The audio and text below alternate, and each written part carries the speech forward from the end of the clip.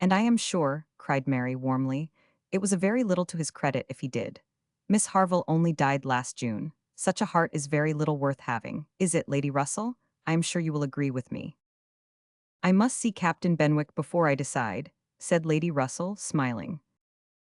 And that you are very likely to do very soon, I can tell you, ma'am, said Charles. Though he had not nerves for coming away with us, and setting off again afterwards to pay a formal visit here, he will make his way over to Kellynch one day by himself, you may depend on it. I told him the distance and the road, and I told him of the church, being so very well worth seeing. For as he has a taste for those sort of things, I thought that would be a good excuse, and he listened with all his understanding and soul, and I am sure from his manner that you will have him calling here soon. So, I give you notice, Lady Russell. Any acquaintance of Anne's will always be welcome to me, was Lady Russell's kind answer. Oh, as to being Anne's acquaintance, said Mary, I think he is rather my acquaintance, for I have been seeing him every day this last fortnight. Well, as your joint acquaintance, then, I shall be very happy to see Captain Benwick. You will not find anything very agreeable in him, I assure you, ma'am. He is one of the dullest young men that ever lived. He has walked with me, sometimes, from one end of the sands to the other, without saying a word. He is not at all a well-bred young man. I am sure you will not like him. There we differ, Mary, said Anne. I think Lady Russell would like him. I think she would be so much pleased with his mind that she would very soon see no deficiency in his manner. So do I, Anne, said Charles. I am sure Lady Russell would like him. He is just Lady Russell's sort. Give him a book and he will read all day long. Yes, that he will, exclaimed Mary tauntingly. He will sit poring over his book and not know when a person speaks to him or when one drops one's scissors or anything that happens. Do you think Lady Russell would like that? Lady Russell could not help laughing. Upon my word, said she, I should not have supposed that my opinion of anyone could have admitted of such difference of conjecture, steady and matter of fact as I may call myself. I have really a curiosity to see the person who can give occasion to such directly opposite notions. I wish he may be induced to call here. And when he does, Mary, you may depend upon hearing my opinion, but I am determined not to judge him beforehand. You will not like him, I will answer for it. Lady Russell began talking of something else. Mary spoke with animation of their meeting with, or rather missing, Mr. Elliot so extraordinarily. He is a man, said Lady Russell, whom I have no wish to see. His declining to be on cordial terms with the head of his family has left a very strong impression in his disfavor with me. This decision checked Mary's eagerness, and stopped her short in the midst of the Elliot countenance. With regard to Captain Wentworth, though Anne hazarded no inquiries, there was voluntary communication sufficient. His spirits had been greatly recovering lately, as might be expected. As Louisa improved, he had improved, and he was now quite a different creature from what he had been the first week. He had not seen Louisa, and was so extremely fearful of any ill consequence to her from an interview, that he did not press for it at all, and on the contrary, seemed to have a plan of going away for a week or 10 days, till her head was stronger. He had talked of going down to Plymouth for a week, and wanted to persuade Captain Benwick to go with him. But, as Charles maintained to the last, Captain Benwick seemed much more disposed to ride over to Kellynch. There can be no doubt that Lady Russell and Anne were both occasionally thinking of Captain Benwick, from this time. Lady Russell could not hear the doorbell without feeling that it might be his herald. Nor could Anne return from any stroll of solitary indulgence in her father's grounds, or any visit of charity in the village, without wondering whether she might see him or hear of him. Captain Benwick came not, however. He was either less disposed for it than Charles had imagined, or he was too shy, and after giving him a week's indulgence, Lady Russell determined him to be unworthy of the interest which he had been beginning to excite. The Musgroves came back to receive their happy boys and girls from school, bringing with them Mrs. Harville's little children, to improve the noise of Uppercross and lessen that of Lyme. Henrietta remained with Louisa, but all the rest of the family were again in their usual quarters. Lady Russell and Anne paid their compliments to them once, when Anne could not but feel that Uppercross was already quite alive again. Though neither Henrietta, nor Louisa, nor Charles Hayter, nor Captain Wentworth were there, the room presented as strong a contrast as could be wished to the last state she had seen it in. Immediately surrounding Mrs. Musgrove were the little Harvilles, whom she was sedulously guarding from the tyranny of the two children from the cottage, expressly arrived to amuse them. On one side was a table occupied by some chattering girls, cutting up silk and gold paper, and on the other were trestles and trays, bending under the weight of brawn and cold pies, where riotous boys were holding high revel. The whole completed by a roaring Christmas fire, which seemed determined to be heard, in spite of all the noise of the others. Charles and Mary also came in, of course, during their visit, and Mr. Musgrove made a point of paying his respects to Lady Russell, and sat down close to her for 10 minutes, talking with a very raised voice, but from the clamor of the children on his knees, generally in vain. It was a fine family piece. Anne, judging from her own temperament, would have deemed such a domestic hurricane a bad restorative of the nerves, which Louis's illness must have so greatly shaken. But Mrs. Musgrove, who got Anne near her on purpose to thank her most cordially, again and again, for all her attentions to them, concluded a short recapitulation of what she had suffered herself by observing, with a happy glance round the room, that after all she had gone through, nothing was so likely to do her good as a little quiet cheerfulness at home. Louisa was now recovering apace. Her mother could even think of her being able to join their party at home, before her brothers and sisters went to school again. The Harvilles had promised to come with her and stay at Uppercross whenever she returned. Captain Wentworth was gone, for the present, to see his brother in Shropshire. "I hope I shall remember, in future," said Lady Russell, as soon as they were reseated in the carriage, "not to call at Uppercross in the Christmas holidays. Everybody has their taste in noises as well as in other matters, and sounds are quite innoxious, or most distressing, by their sort rather than their quantity." When Lady Russell not long afterwards was entering Bath on a wet afternoon, and driving through the long course of streets from the old bridge to Camden Place, amidst the dash of other carriages, the heavy rumble of carts and drays, the bawling of newspapermen, muffin-men and milkmen, and the ceaseless clink of pattens, she made no complaint. No, these were noises which belonged to the winter pleasures. Her spirits rose under their influence, and like Mrs. Musgrove, she was feeling, though not saying, that after being long in the country, nothing could be so good for her as a little quiet cheerfulness. Anne did not share these feelings. She persisted in a very determined, though very silent disinclination for Bath, caught the first dim view of the extensive buildings, smoking in rain, without any wish of seeing them better, felt their progress through the streets to be, however disagreeable, yet too rapid, for who would be glad to see her when she arrived, and looked back with fond regret to the bustles of Uppercross and the seclusion of Kellynch. Elizabeth's last letter had communicated a piece of news of some interest. Mr. Elliot was in Bath. He had called in Camden Place, had called a second time, a third, had been pointedly attentive. If Elizabeth and her father did not deceive themselves, had been taking much pains to seek the acquaintance and proclaim the value of the connection, as he had formerly taken pains to show neglect. This was very wonderful if it were true, and Lady Russell was in a state of very agreeable curiosity and perplexity about Mr. Elliot, already recanting the sentiment she had so lately expressed to Mary, of his being a man whom she had no wish to see. She had a great wish to see him. If he really sought to reconcile himself like a dutiful branch, he must be forgiven for having dismembered himself from the paternal tree. Anne was not animated to an equal pitch by the circumstance, but she felt that she would rather see Mr. Elliot again than not, which was more than she could say for many other persons in Bath. She was put down in Camden Place, and Lady Russell then drove to her own lodgings in Rivers Street. Chapter 15.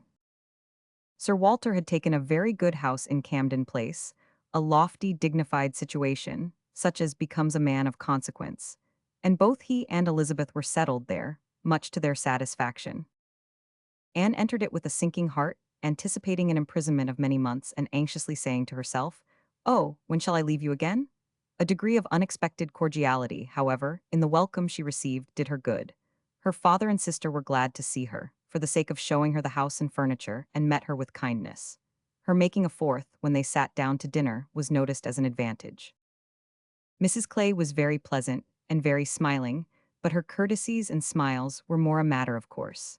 Anne had always felt that she would pretend what was proper on her arrival, but the complaisance of the others was unlooked for. They were evidently in excellent spirits, and she was soon to listen to the causes. They had no inclination to listen to her. After laying out for some compliments of being deeply regretted in their old neighborhood, which Anne could not pay, they had only a few faint inquiries to make, before the talk must be all their own. Uppercross excited no interest, Kellynch very little, it was all Bath. They had the pleasure of assuring her that Bath more than answered their expectations in every respect. Their house was undoubtedly the best in Camden Place. their drawing rooms had many decided advantages over all the others which they had either seen or heard of, and the superiority was not less in the style of the fitting up or the taste of the furniture. Their acquaintance was exceedingly sought after. Everybody was wanting to visit them. They had drawn back from many introductions, and still were perpetually having cards left by people of whom they knew nothing. Here were funds of enjoyment. Could Anne wonder that her father and sister were happy? She might not wonder, but she must sigh that her father should feel no degradation in his change, should see nothing to regret in the duties and dignity of the resident landholder, should find so much to be vain of in the littlenesses of a town. And she must sigh, and smile, and wonder, too, as Elizabeth threw open the folding doors and walked with exultation from one drawing room to the other, boasting of their space. At the possibility of that woman, who had been mistress of Kellynch Hall, finding extent to be proud of between two walls, perhaps 30 feet asunder. But this was not all which they had to make them happy. They had Mr. Elliot too. Anne had a great deal to hear of Mr. Elliot. He was not only pardoned, they were delighted with him. He had been in Bath about a fortnight. He had passed through Bath in November, in his way to London, when the intelligence of Sir Walter's being settled there had of course reached him, though only 24 hours in the place, but he had not been able to avail himself of it. But he had now been a fortnight in Bath, and his first object on arriving had been to leave his card in Camden Place, following it up by such assiduous endeavors to meet. And when they did meet, by such great openness of conduct, such readiness to apologize for the past, such solicitude to be received as a relation again, that their former good understanding was completely re-established. They had not a fault to find in him. He had explained away all the appearance of neglect on his own side. It had originated in misapprehension entirely. He had never had an idea of throwing himself off. He had feared that he was thrown off, but knew not why, and delicacy had kept him silent. Upon the hint of having spoken disrespectfully or carelessly of the family and the family honors, he was quite indignant. He, who had ever boasted of being an Elliot, and whose feelings, as to connection, were only too strict to suit the unfeudal tone of the present day. He was astonished, indeed, but his character and general conduct must refute it. He could refer Sir Walter to all who knew him, and certainly the pains he had been taking on this, the first opportunity of reconciliation, to be restored to the footing of a relation and heir presumptive, was a strong proof of his opinions on the subject. The circumstances of his marriage, too, were found to admit of much extenuation. This was an article not to be entered on by himself, but a very intimate friend of his, a Colonel Wallis, a highly respectable man, perfectly the gentleman, and not an ill-looking man, Sir Walter added, who was living in very good style in Marlborough Buildings, and had, at his own particular request, been admitted to their acquaintance through Mr. Elliot, had mentioned one or two things relative to the marriage, which made a material difference in the discredit of it. Colonel Wallis had known Mr. Elliot long, had been well acquainted also with his wife, had perfectly understood the whole story. She was certainly not a woman of family, but well educated, accomplished, rich, and excessively in love with his friend. There had been the charm, she had sought him. Without that attraction, not all her money would have tempted Elliot, and Sir Walter was, moreover, assured of her having been a very fine woman. Here was a great deal to soften the business. A very fine woman with a large fortune in love with him. Sir Walter seemed to admit it as complete apology, and though Elizabeth could not see the circumstance in quite so favorable a light, she allowed it be a great extenuation. Mr. Elliot had called repeatedly, had dined with them once, evidently delighted by the distinction of being asked, for they gave no dinners in general, delighted, in short, by every proof of cousinly notice, and placing his whole happiness in being on intimate terms in Camden Place. Anne listened, but without quite understanding it. Allowances, large allowances, she knew, must be made for the ideas of those who spoke. She heard it all under embellishment. All that sounded extravagant or irrational in the progress of the reconciliation might have no origin but in the language of the relators. Still, however, she had the sensation of there being something more than immediately appeared, in Mr. Elliot's wishing, after an interval of so many years, to be well received by them. In a worldly view, he had nothing to gain by being on terms with Sir Walter, nothing to risk by a state of variance. In all probability, he was already the richer of the two, and the Kellynch estate would as surely be his hereafter as the title. A sensible man, and he had looked like a very sensible man, why should it be an object to him? She could only offer one solution. It was, perhaps, for Elizabeth's sake. There might really have been a liking formerly, though convenience and accident had drawn him a different way, and now that he could afford to please himself, he might mean to pay his addresses to her. Elizabeth was certainly very handsome. with well-bred, elegant manners, and her character might never have been penetrated by Mr. Elliot, knowing her but in public and when very young himself. How her temper and understanding might bear the investigation of his present keener time of life was another concern, and rather a fearful one. Most earnestly did she wish that he might not be too nice or too observant if Elizabeth were his object, and that Elizabeth was disposed to believe herself so, and that her friend Mrs. Clay was encouraging the idea, seemed apparent by a glance or two between them, while Mr. Elliot's frequent visits were talked of. Anne mentioned the glimpses she had had of him at Lyme, but without being much attended to.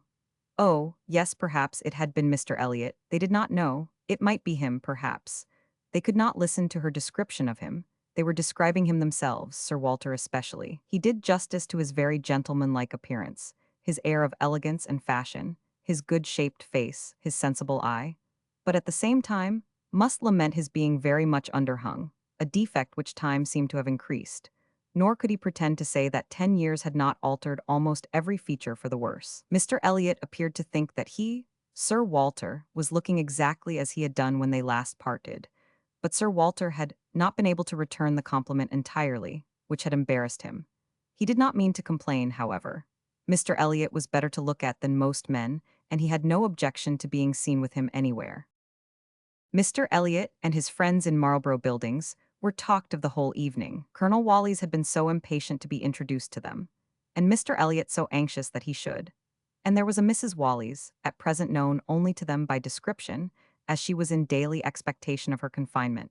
But Mr. Elliot spoke of her as a most charming woman, quite worthy of being known in Camden Place, and as soon as she recovered they were to be acquainted. Sir Walter thought much of Mrs. Wallis. She was said to be an excessively pretty woman, beautiful.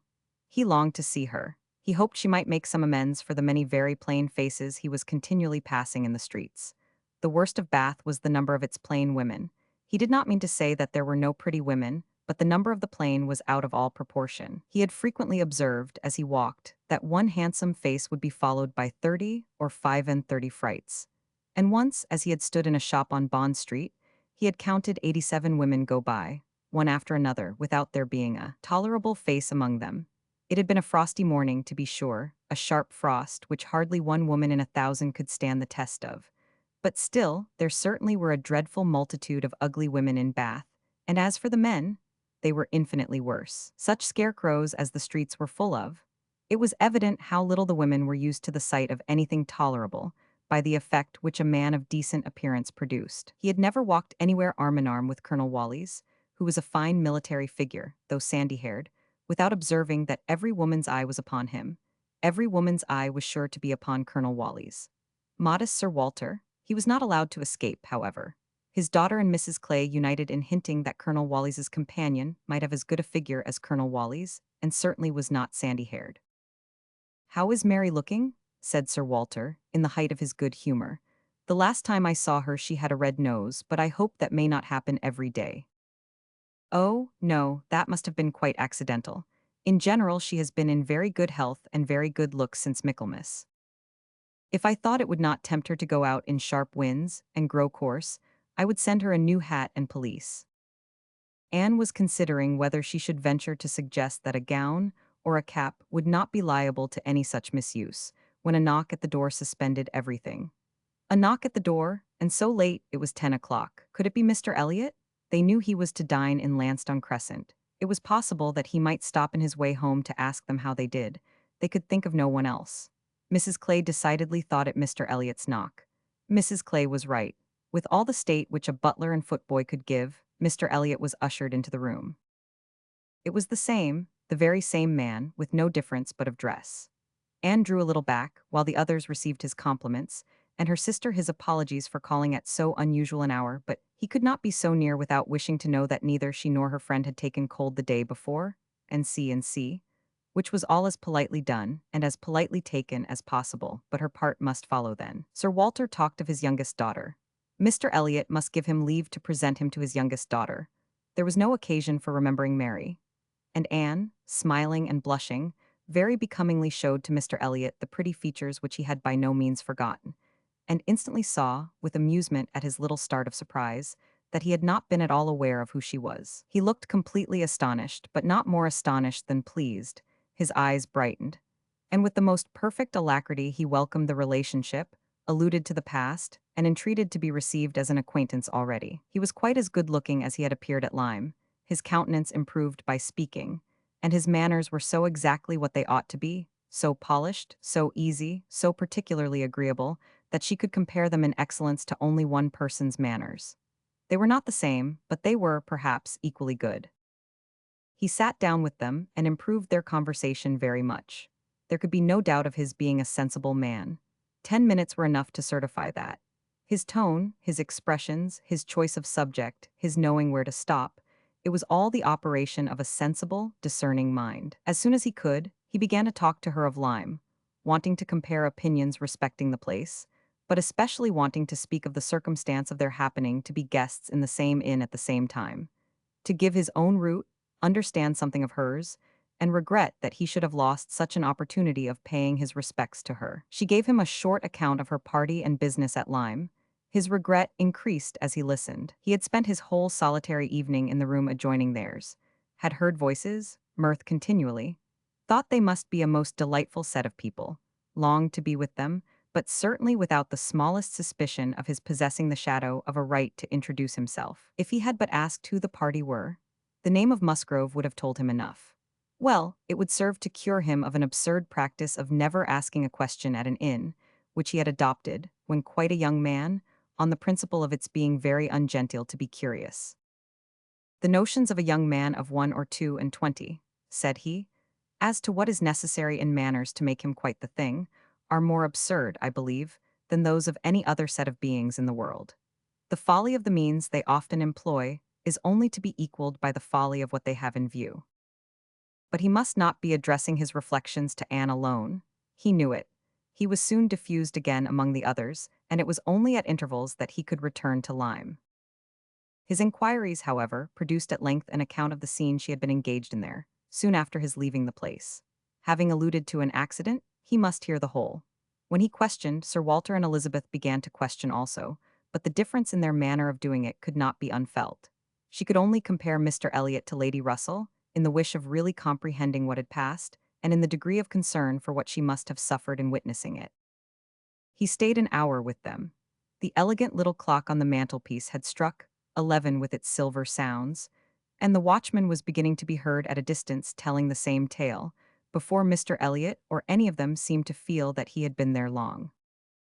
Anne could not have supposed it possible that her first evening in Camden Place could have passed so well.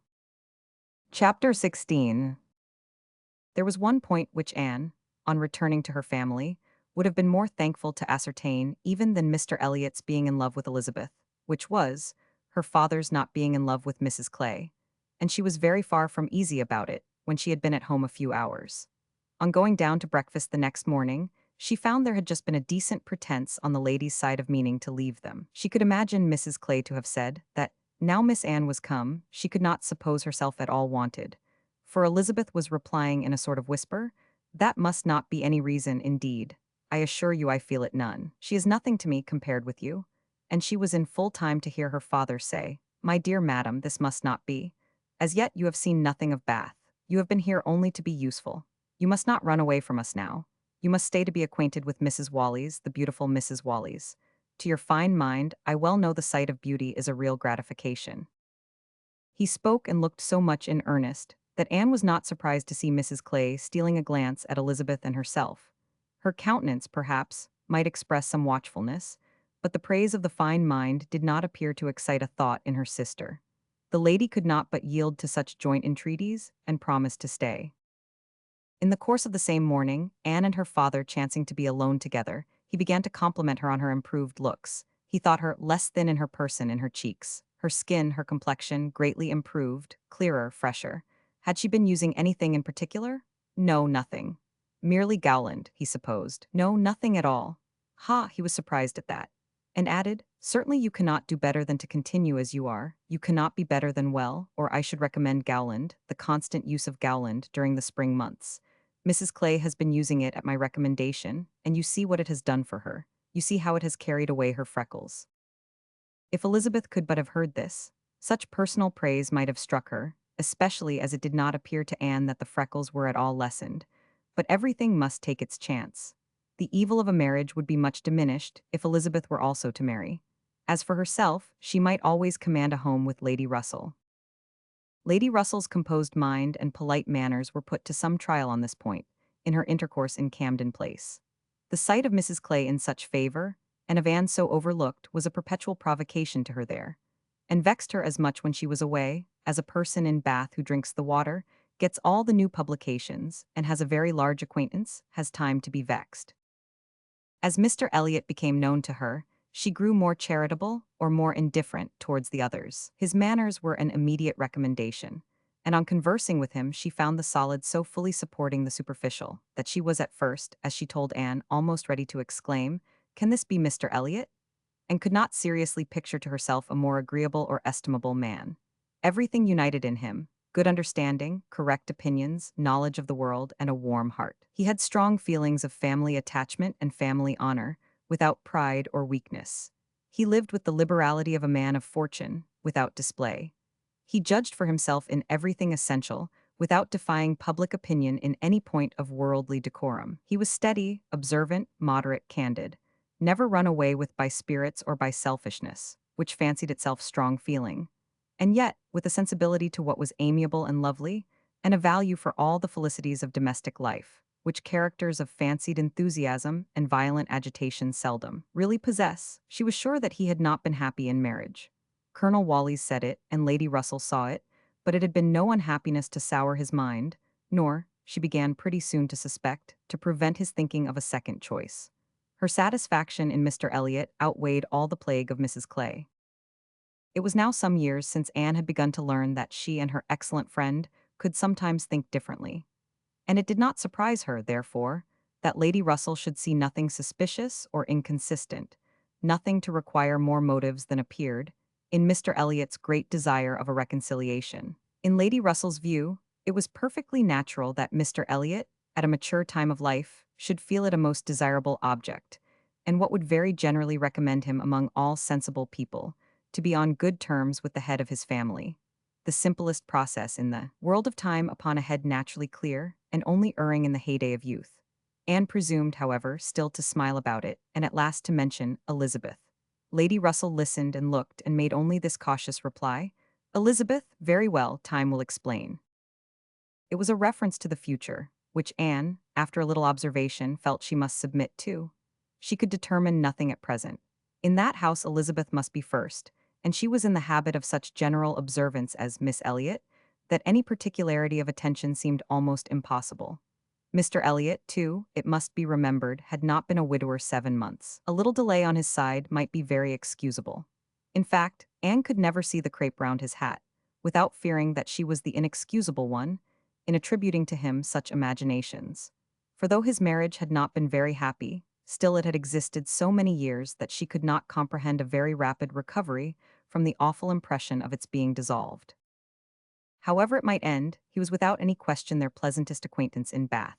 She saw nobody equal to him, and it was a great indulgence now and then to talk to him about Lyme, which he seemed to have as lively a wish to see again, and to see more of, as herself.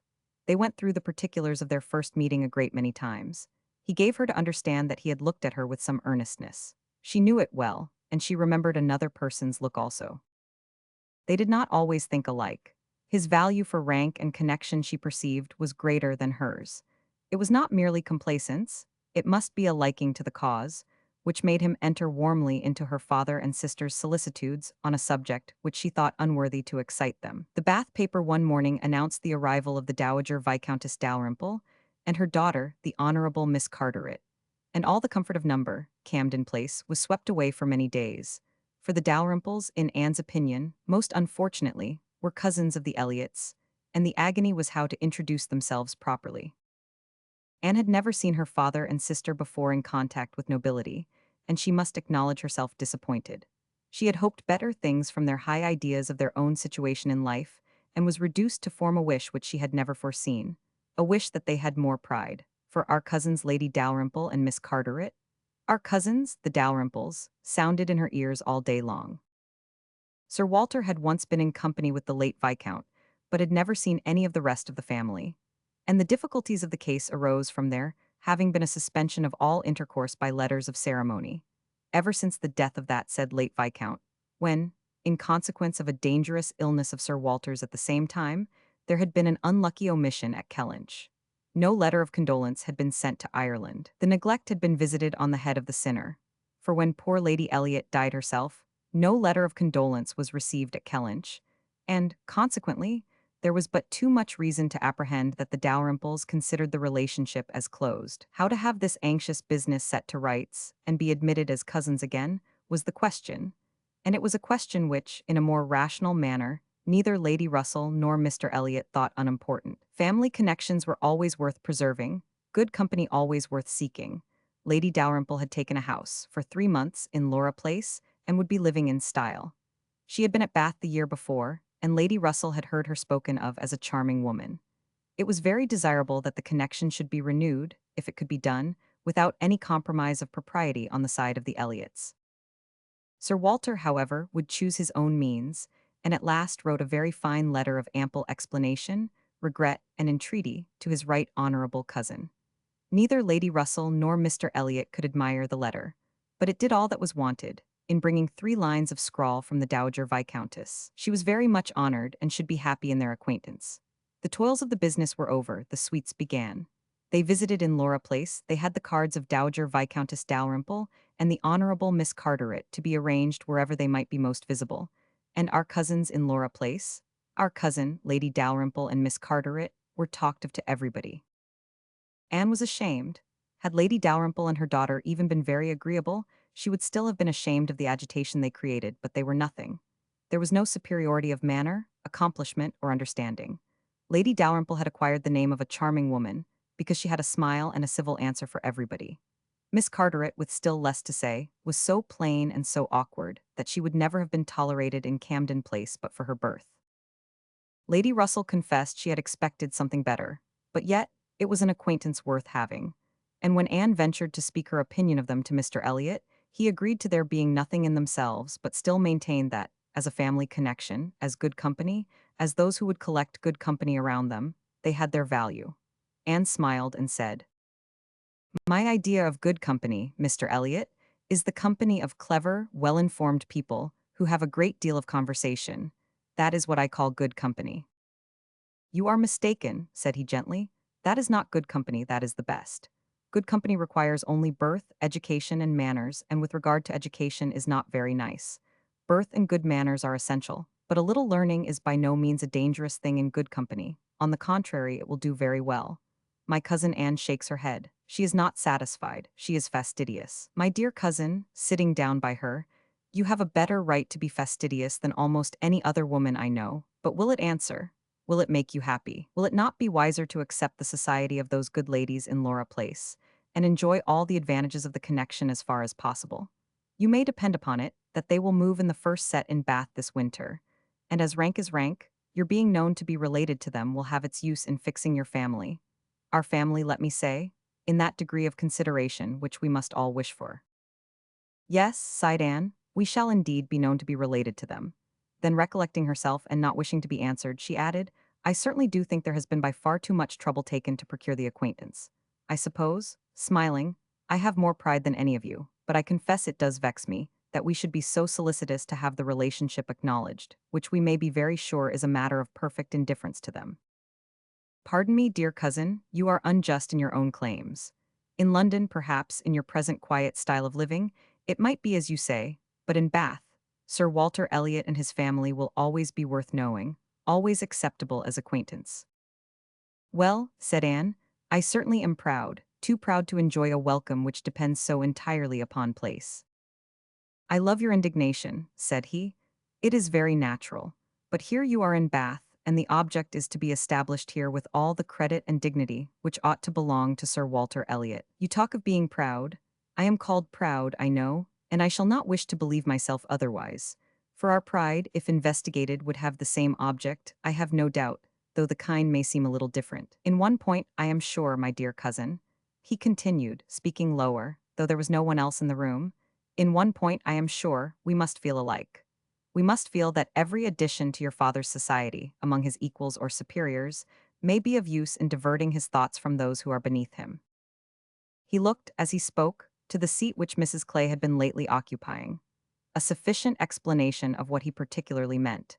And though Anne could not believe in their having the same sort of pride, she was pleased with him for not liking Mrs. Clay, and her conscience admitted that his wishing to promote her father's getting great acquaintance was more than excusable in the view of defeating her. Chapter 17. While Sir Walter and Elizabeth were assiduously pushing their good fortune in Laura Place, Anne was renewing an acquaintance of a very different description. She had called on her former governess, and had heard from her of there being an old schoolfellow in Bath, who had the two strong claims on her attention of past kindness and present suffering. Miss Hamilton, now Mrs. Smith, had shewn her kindness in one of those periods of her life when it had been most valuable. Anne had gone unhappy to school, grieving for the loss of a mother whom she had dearly loved, feeling her separation from home, and suffering as a girl of 14, of strong sensibility and not high spirits, must suffer at such a time. And Miss Hamilton, 3 years older than herself, but still from the want of near relations and a settled home, remaining another year at school, had been useful and good to her in a way which had considerably lessened her misery, and could never be remembered with indifference. Miss Hamilton had left school, had married not long afterwards, was said to have married a man of fortune, and this was all that Anne had known of her, till now that their governess's account brought her situation forward in a more decided but very different form. She was a widow and poor. Her husband had been extravagant, and at his death, about 2 years before, had left his affairs dreadfully involved. She had had difficulties of every sort to contend with, and in addition to these distresses had been afflicted with a severe rheumatic fever, which, finally settling in her legs, had made her for the present a cripple. She had come to Bath on that account, and was now in lodgings near the hot baths, living in a very humble way, unable even to afford herself the comfort of a servant, and of course almost excluded from society. Their mutual friend answered for the satisfaction which a visit from Miss Elliot would give Mrs. Smith, and Anne therefore lost no time in going. She mentioned nothing of what she had heard, or what she intended at home. It would excite no proper interest there. She only consulted Lady Russell, who entered thoroughly into her sentiments, and was most happy to convey her as near to Mrs. Smith's lodgings in Westgate Buildings, as Anne chose to be taken. The visit was paid, their acquaintance re-established, their interest in each other more than rekindled. The first 10 minutes had its awkwardness and its emotion. 12 years were gone since they had parted, and each presented a somewhat different person from what the other had imagined. 12 years had changed Anne from the blooming, silent, unformed girl of 15 to the elegant little woman of 27, with every beauty except bloom, and with manners as consciously right as they were invariably gentle. And 12 years had transformed the fine-looking, well-grown Miss Hamilton, in all the glow of health and confidence of superiority, into a poor, infirm, helpless widow, receiving the visit of her former protégé as a favor. But all that was uncomfortable in the meeting had soon passed away, and left only the interesting charm of remembering former partialities and talking over old times. Anne found in Mrs. Smith the good sense and agreeable manners which she had almost ventured to depend on, and a disposition to converse and be cheerful beyond her expectation. Neither the dissipations of the past, and she had lived very much in the world, nor the restrictions of the present, neither sickness nor sorrow seemed to have closed her heart or ruined her spirits. In the course of a second visit she talked with great openness, and Anne's astonishment increased. She could scarcely imagine a more cheerless situation in itself than Mrs. Smith's. She had been very fond of her husband, she had buried him. She had been used to affluence, it was gone. She had no child to connect her with life and happiness again, no relations to assist in the arrangement of perplexed affairs, no health to make all the rest supportable. Her accommodations were limited to a noisy parlor, and a dark bedroom behind, with no possibility of moving from one to the other without assistance, which there was only one servant in the house to afford, and she never quitted the house but to be conveyed into the warm bath. Yet, in spite of all this, Anne had reason to believe that she had moments only of languor and depression, to hours of occupation and enjoyment. How could it be? She watched, observed, reflected, and finally determined that this was not a case of fortitude or of resignation only. A submissive spirit might be patient, a strong understanding would supply resolution, but here was something more. Here was that elasticity of mind, that disposition to be comforted, that power of turning readily from evil to good, and of finding employment which carried her out of herself, which was from nature alone. It was the choicest gift of heaven, and Anne viewed her friend as one of those instances in which, by a merciful appointment, It seems designed to counterbalance almost every other want. There had been a time, Mrs. Smith told her, when her spirits had nearly failed. She could not call herself an invalid now, compared with her state on first reaching Bath. Then she had, indeed, been a pitiable object. For she had caught cold on the journey, and had hardly taken possession of her lodgings before she was again confined to her bed, and suffering under severe and constant pain. And all this among strangers, with the absolute necessity of having a regular nurse, and finances at that moment particularly unfit to meet any extraordinary expense. She had weathered it, however, and could truly say that it had done her good. It had increased her comforts by making her feel herself to be in good hands. She had seen too much of the world to expect sudden or disinterested attachment anywhere, but her illness had proved to her that her landlady had a character to preserve and would not use her ill, and she had been particularly fortunate in her nurse, as a sister of her landlady, a nurse by profession, and who had always a home in that house when unemployed, chanced to be at liberty just in time to attend her. And she, said Mrs. Smith, besides nursing me most admirably, has really proved an invaluable acquaintance. As soon as I could use my hands, she taught me to knit, which has been a great amusement. And she put me in the way of making these little thread cases, pin cushions, and card racks, which you always find me so busy about, and which supply me with the means of doing a little good to one or two very poor families in this neighborhood. She had a large acquaintance, of course professionally, among those who can afford to buy, and she disposes of my merchandise. She always takes the right time for applying. Everybody's heart is open, when they have recently escaped from severe pain or are recovering the blessing of health, and Nurse Rook thoroughly understands when to speak. She is a shrewd, intelligent, sensible woman. Hers is a line for seeing human nature, and she has a fund of good sense and observation, which, as a companion, make her infinitely superior to thousands of those who, having only received the best education in the world, know nothing worth attending to. Call it gossip, if you will, but when Nurse Rook has half an hour's leisure to bestow on me, she is sure to have something to relate that is entertaining and profitable, something that makes one know one's species better. One likes to hear what is going on, to be au fait as to the newest modes of being trifling and silly. To me, who live so much alone, her conversation, I assure you, is a treat. Anne, far from wishing to cavil at the pleasure, replied, I can easily believe it. Women of that class have great opportunities, and if they are intelligent, may be well worth listening to. Such varieties of human nature as they are in the habit of witnessing. And it is not merely in its follies that they are well read, for they see it occasionally under every circumstance that can be most interesting or affecting. What instances must pass before them of ardent, disinterested, self-denying attachment, of heroism, fortitude, patience, resignation, of all the conflicts and all the sacrifices that ennoble us most. A sick chamber may often furnish the worth of volumes. Yes, said Mrs. Smith more doubtingly, sometimes it may, though I fear its lessons are not often in the elevated style you describe. Here and there, human nature may be great in times of trial, but generally speaking, it is its weakness and not its strength that appears in a sick chamber. It is selfishness and impatience rather than generosity and fortitude that one hears of. There is so little real friendship in the world, and unfortunately, speaking low and tremulously, there are so many who forget to think seriously till it is almost too late. Anne saw the misery of such feelings. The husband had not been what he ought, and the wife had been led among that part of mankind which made her think worse of the world than she hoped it deserved. It was but a passing emotion, however, with Mrs. Smith. She shook it off, and soon added in a different tone, I do not suppose the situation my friend Mrs. Rook is in at present will furnish much either to interest or edify me. She is only nursing Mrs. Wallis of Marlborough Buildings, a mere pretty, silly, expensive, fashionable woman, I believe, and of course will have nothing to report but of lace and finery. I mean to make my profit of Mrs. Wallis, however. She has plenty of money, and I intend she shall buy all the high-priced things I have in hand now.